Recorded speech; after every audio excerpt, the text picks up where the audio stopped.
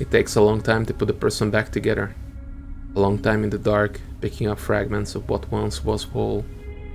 Like waking from sleep, you can never be sure what piece might have gone missing in the reconstruction. What might have been lost. But you continue anyway, through hazy cycles of faces and distant voices. This is after all not the first time you have had to remake yourself, and you imagine it will not be the last. You're up. Griffin finds you looking out of the lone window in the Rick's birds, lit that stares out across the shattered edge of dark side. How long was I out? Griffin gives you a half grin. Best not to think about it. He looks away for a second. Long enough. Suddenly, Starfin crosses the bunks and embraces you. He squeezes you once and then backs off, hands on both your shoulders. Good to see you up. He smiles, as always. Come on, we need to go find Bliss. Starfin leads you out of the bunks, through the ship, down the docking tunnel into the dark side. As you glide through the docks, he recounts what's been happening over these past cycles. You weren't the only one to take a beating. Squeezes through a group of cargo porters carrying crates. Nikita and Carmen held out against the Cenestad ship long enough, but they aren't without their share of injuries. They are back on their feet now, though, working together. They've managed to quiet down some of the remnants of Utsubo, of the factional infighting. They are clearing out one of the Utsubo safe houses over in the rise. I'm sure they could use the help if you need something to do. Merc has come to the station too. He wanted to help with the cleanup after Utsubo fell. He's working with Nikita. I should go see him, but... Griffin sighs. You feel like he hasn't quite accepted Marco's reappearance. You aren't sure how he'd react to seeing him again either. Oh, and Carmen isn't sticking around. He's already left for Oliveira. Seraphim pauses for a second, the memory of that place coming back to him. You watch him shake the thought and away. Junie, meanwhile, is still digging into all the data she pulled from the bunker. She's down in the HABPEP core cycles trying to make sense of it. Anyway, I'll soon catch up on everything. Smiles sympathetically, but there's something behind his lip. Can't quite place it. The two of you continue on in silence, drifting into the depths of dark side, with friends side by side. Seraphim leads you down into a passage lined with bright screens and signs. Sound and light blasting out of the shop fronts on either side. You know this place, Wicker Row. He stops outside a familiar door, the shop you woke up in all those cycles ago. He gives you the door, a few quick raps with his knuckles. You wait. Hey, sleeper? To a glance. When you're ready, we should talk about the future, what comes next and all that. Whenever you like. Thanks, I'll let you know. Griffin looks away. Sleeper? Bliss opens the door and immediately jumps to hug you. They let go sheepishly and look between you and Seraphim. First day up, I thought you'd both be celebrating your freedom. Don't want to overdo it, Seraphim shakes his head. Plus, there's more important stuff to talk about. His eyes shoot into the shop beyond. Bliss's voice drops. You sure, Seraphim? Got up. Can't it wait a cycle? Seraphim looks at you. They should know, Bliss. It's important. They nod hesitantly and then back into the shop, letting you come inside. Little has changed since you were last there. The stacks of servers, the refurbished hardware secured in the roof, wall netting. The connectors, including the one that facilitated your reboot. Bliss and Seraphim follow behind quietly, and the atmosphere is immediately ominous. I've been keeping an eye on you these past cycles. Bliss hooks their legs into a stool in the back counter, making sure you were stable. Your frame, I'm sure you know, has been through a lot, and Overseer pushed Lane out. Well, things got more complicated. All those changes Lane made to your system, he did it through your stabilizer. He activated proteins meant to alter your frame's basic function, accept other emulations, other minds, to open you up to remote access. Overseer did corrected some of that, or at least wiped it from your system, but the rest involved and the damage from your last partial reboot. Bliss falls silent, unable to answer their own questions. We need to finish the reboot, Sleeper, the one Lane interrupted. Griffin can always be relied on to tell you things straight. Not immediately, Bliss cuts in, but at some point soon. Not quite ready to, but now that you're up, looks down.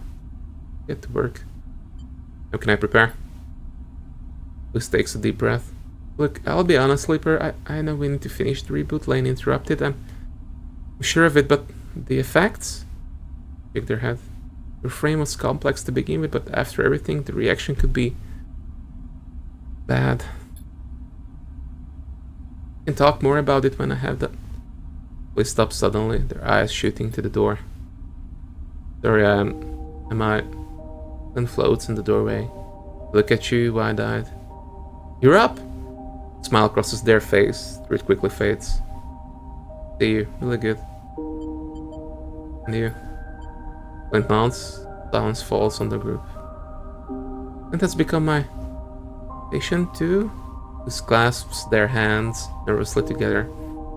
Been able to acquire some stabilizer from Doris. It's help, but we don't have much of a supply. Going to reboot me like you were. Clint cuts in. I won't need stabilizer anymore. Sound almost excited at the prospect. He looked to Bliss. Flint knows the risk, but they have asked for the procedure. They gave Flint a warning look. Still, they shouldn't underestimate the danger. Bliss looks at Flint.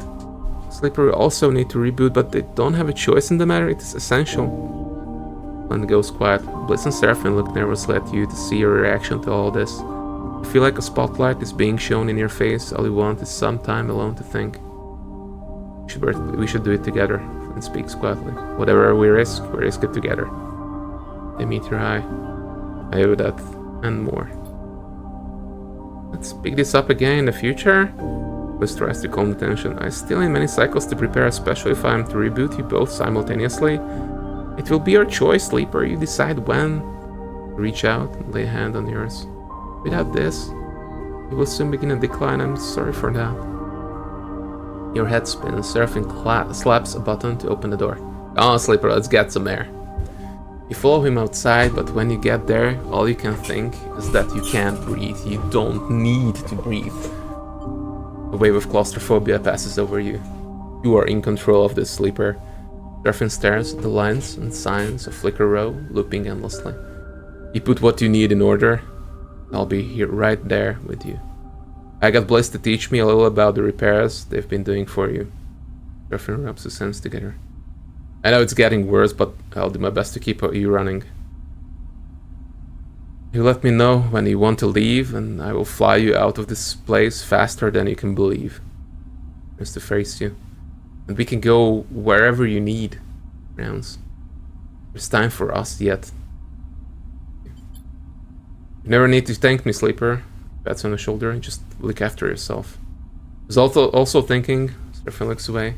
I got a message from Olivera. They're still getting the place together, but with Carmen heading back the colony and starting a new chapter. Maybe we should head out there at some point, lend a hand.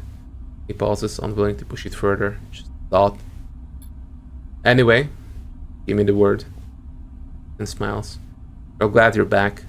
He turns and drifts away, leaving you among the cycling colors of and cacophonous sounds of Flicker Row.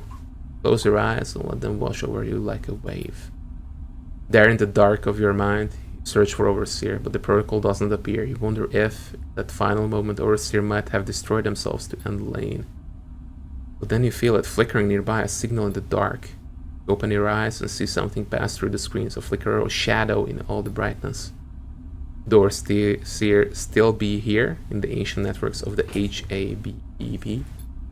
You turn away and glide out of the row. You have other things to worry about now. How are you doing?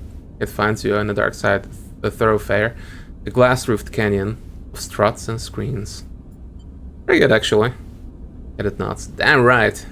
Made it here, didn't we? He gestures around at the broad street with its layers of tech and dirt. Heart of the belt. You really look at the glass-roofed street. Its walls are built from scaffold and shipping containers, hull plates, and Solheim Hab units. People glide across the open space to units and shops on either side, and everywhere screens flicker and glare without sense and reason. You can feel the heat, the power that flows through this place, collected by the vast solar cells that form the city's foundations. Art is the right word. This place is a center of circulation, toned, muscle, though, tough, and running to a beat. You turn to Cadet and can see it in her eyes. She loves being here.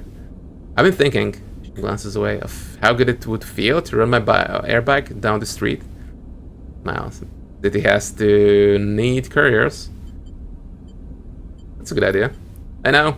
She flexes her shoulders back. There is some unfinished business waiting me down. She meets right. Hexport.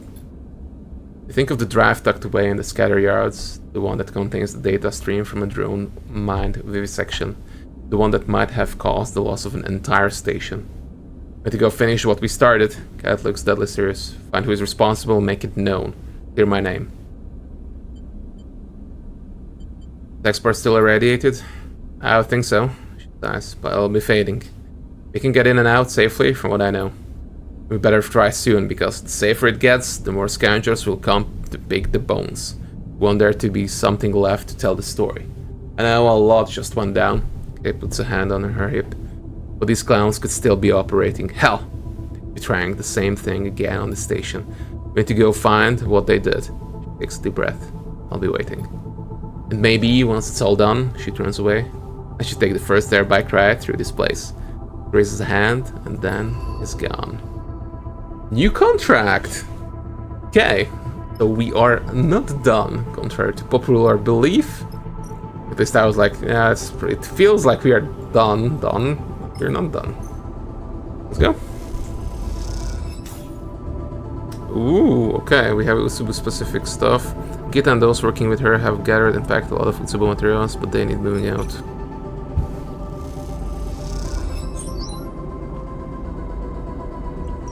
There are tunnels below the safe house that stretch across the dark side. Usubu grew into this place like a parasite.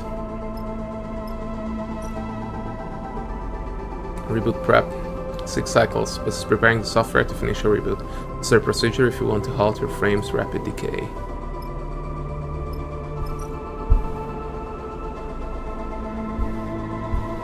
Grab shift. Single scrap. This will be energy, I suppose.